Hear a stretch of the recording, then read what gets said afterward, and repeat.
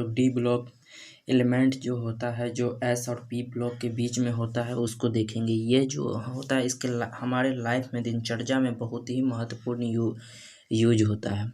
D block के element जितने भी होते हैं उसके वो सारे मेटल होते हैं। इसके यूज हम लोग मकान बनाने, कोई औजार बनाने या कोई टूल्स बनाने में इसका बहुत योगदान है, क्योंकि ये सारे क्या होते हैं, ये सॉलिड होते हैं।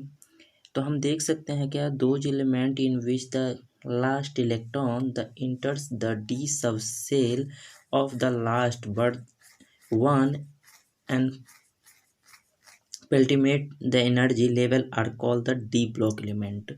तो डी ब्लॉक जी का जो एलिमेंट है उसके जो सबसेल है, सबसेल मतलब हो जाता है क्या, जिसके उपसर्ग जैसे होता है, जैसे KLMN पे निकालते हैं तो लास्ट जो सेल रहता है तो उसको सबसेल। तो उसमें जो डी ब्लॉक में जो चल जाता है, जिसको हम आगे बताने वाले हैं कि ये क्या होता है, तो पैरामैग्नेटिक और डायमैग्नेटिक होता है।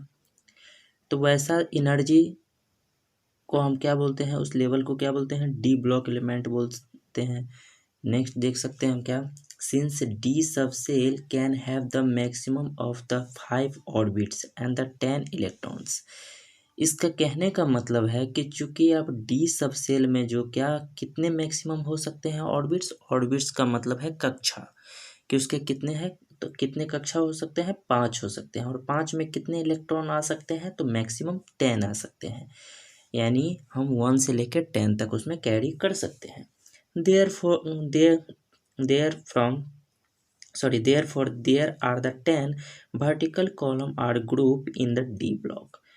नोट हम देख सकते हैं क्या, मिडिल जो एलिमेंट है इन द 1B to 8, जो एक यानी 1B से लेके 8 तक है, इसके बीच में जितने भी हमारे एलिमेंट है वो डी ब्लॉक के हैं।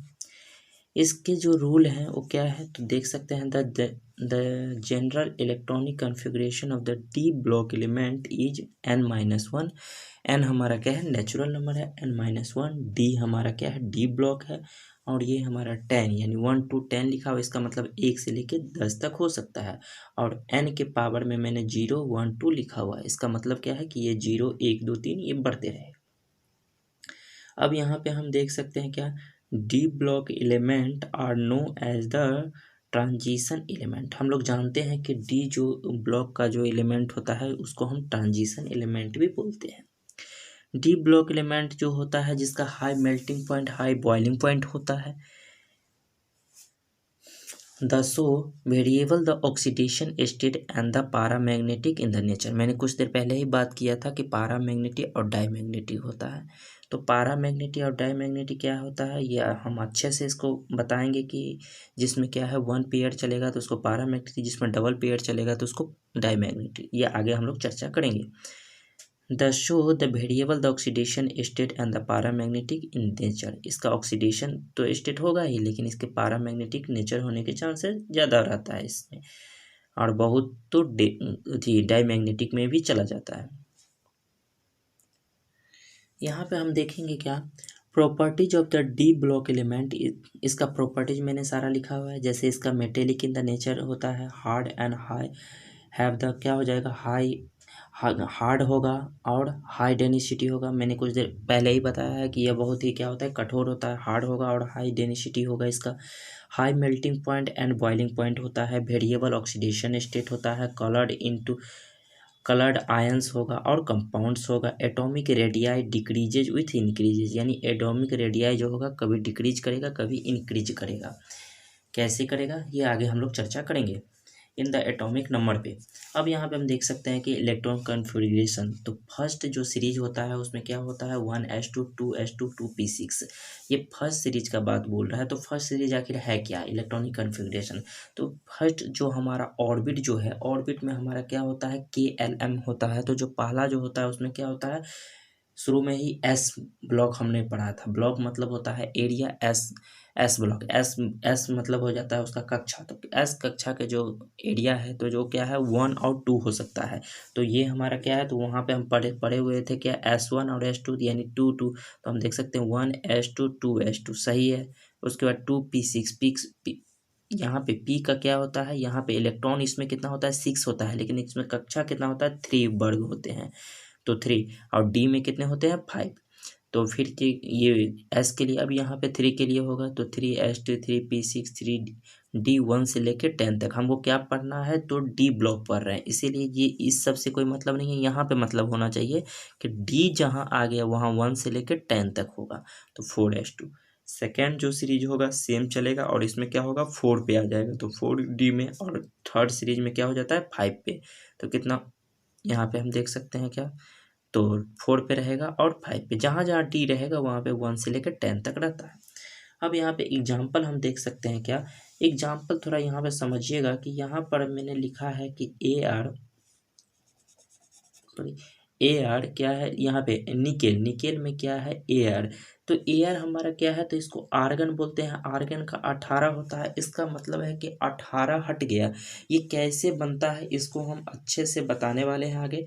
तो क्या है, निकेल जैसे हो गया, तो निकेल का हमें निकाल सकते हैं क्या, जैसे 1s2 2s2 2p6 करके, तो इसमें 18 जो निकल गया आर्गन जो 18, तो 18 बाकी कितना बचा, निकेल का कितना होता है 28, 28 में से 18 निकल गया तो बाकी कितना बचा 10, तो 3d10 और 4s2, तो यानी 8 2 10, तो 18 10 28। तो ये शॉर्ट में लिखने का इसका इलेक्ट्रॉनिक विन्यास है, जिसको हम इलेक्ट्रॉनिक कॉन्फ़िगरेशन बोलते हैं। नेक्स्ट देख लेते हैं,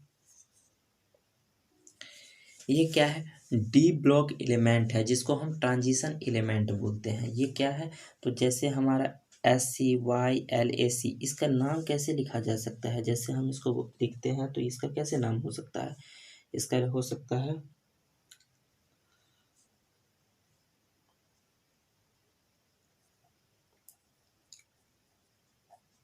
स्काइलक,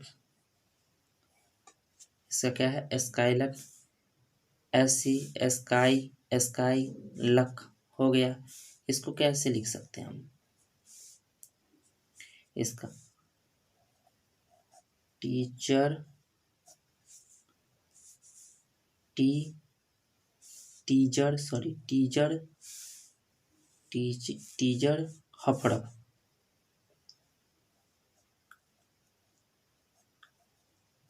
हफड़प, इसको कैसे लिख सकते हैं, बड़ा नवाब था लेकिन डूब गया, तो कैसे लिख सकते हैं, तो इसको लिख सकते हैं क्या, इसको ट्रिक बना बना के लिख रहे हैं, तो इसको लिख सकते हैं, यहाँ पे हम लिख लिख के बताते तो वीडियो लॉन्ग हो जाता, इसीलिए हम क्या कर दिए लिख दिए हैं, बता देते हैं इसको कैसे, टीजड़ हफरफ, ठीक है। यहाँ पे बड़ा नवाब था लेकिन डूब गया, तो यहाँ पे जो डूब गया डी का जो है यहाँ पे यूज नहीं होगा, क्योंकि यहाँ पे बहुत सारे जो केमिकल जो होगा जिसमें हमको क्या करते हैं, तो डीबी का क्या है, तो यूज हम नहीं करेंगे। तो हम देख सकते हैं, अब यहाँ पे हम देख सकते हैं कि बहुत कम ही इसको रेयर केस में इसको यूज करते हैं। अब यहाँ पे देख सकते हैं कि यहाँ पे तो कर मोनी, अब यहाँ पे WSG का भी हम करेंगे, जिस चीज़ को हम गोल मार देते हैं उसका यूज बहुत ही क्या है रेयर केस में होगा। तो देख MNTCRB, और यहाँ पर हम देखेंगे क्या BH, यहाँ पे FeRuOS,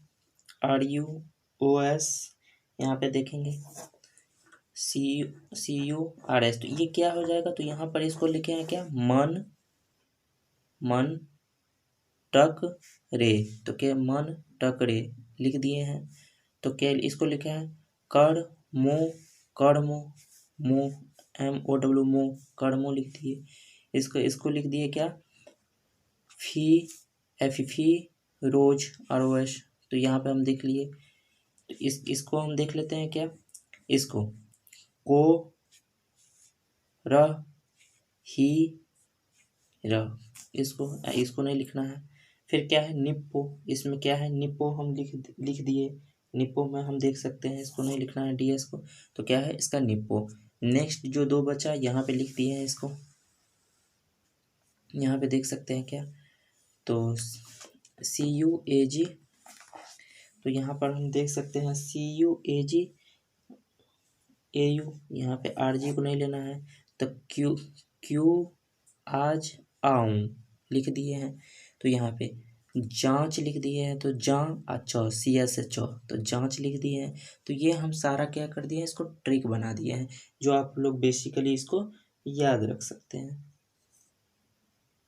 यहाँ पे देखेंगे, मैंने कुछ देर पहले बताया था कि मैग्नेटिक प्रॉपर्टी जो डी ब्लॉक में आता है, मैग्नेटिक सब, यहाँ पे सब्सटेंस हम देख सकते हैं, पारामैग्नेटिक और डायमैग्नेटिक। पारामैग्नेटिक होता है इनकम्प्लीटेड फील्ड इन द, क्या हो जाएगा, डी और ऑर्बिटल्स, और डायमैग्नेटिक होता है कंप्लीटेड फील्ड डी ऑर्बिटल्स। इसमें क्या है, कंप्लीटेड, तो ये क्या है, सिंगल में है ना 3D, और ये 3D तो है यहाँ पे 3, इसमें क्या है 5 बॉक्स 1 2 3 4 5, इसमें क्या होना चाहिए 10 तक, लेकिन ये क्या है, तो सिंगल में, इसको बोलते हैं पारामैग्नेटिक। सिंगल में हो जाए तो इसको पारामैग्नेटिक बोलते हैं, और डबल में हो जाए तो इसको डायमैग्नेटिक बोलते हैं।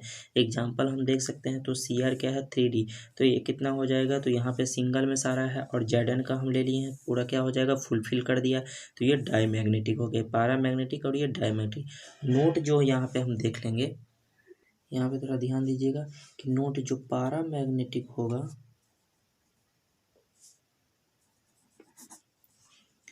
पारामैग्नेटिक जो होगा, तो इसमें क्या हो जाएगा, तो इसमें क्या होगा, तो इसमें इलेक्ट्रॉन इज, और क्या हो जाएगा, अनपेयर्ड रहेगा, अनपेयर्ड इलेक्ट्रॉन, शॉर्ट में हम लिख देते रहे हैं। और क्या रहेगा, तो इसमें क्या, इसमें ये रहेगा, और रहेगा क्या, even one orbit has the net, the क्या हो जाएगा, spin and the external magnetic field. इसमें क्या होगा, एक्सटर्नल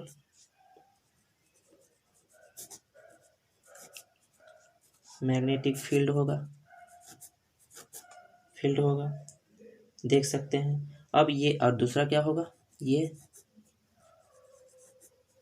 अट्रैक्टिव क्या होगा, तो अट्रैक्टिव क्या होगा, अट्रैक्टिव जिसको बोल सकते हैं अट्रैक्टिव मैग्नेटिक फील्ड होगा। डाईमैग्नेटिक में क्या होता है, इसका जस्ट उल्टा होगा डाईमैग्नेटिक में, तो क्या होगा, सॉरी डाईमैग्नेटिक में क्या होगा, तो अनपेयर, ये क्या होगा, पेयर्ड होगा, पेयर्ड इलेक्ट्रॉन होगा। एक्सटर्नल हो, इसमें क्या होता है, रिपेल, इसमें क्या हो जाएगा, तो रिपेल होता है, रिपेल मैग्नेटिक इलेक्ट्रॉन होगा। और इसमें क्या है, अट्रैक्टिव, इसमें होगा नॉट अट्रैक्टिव,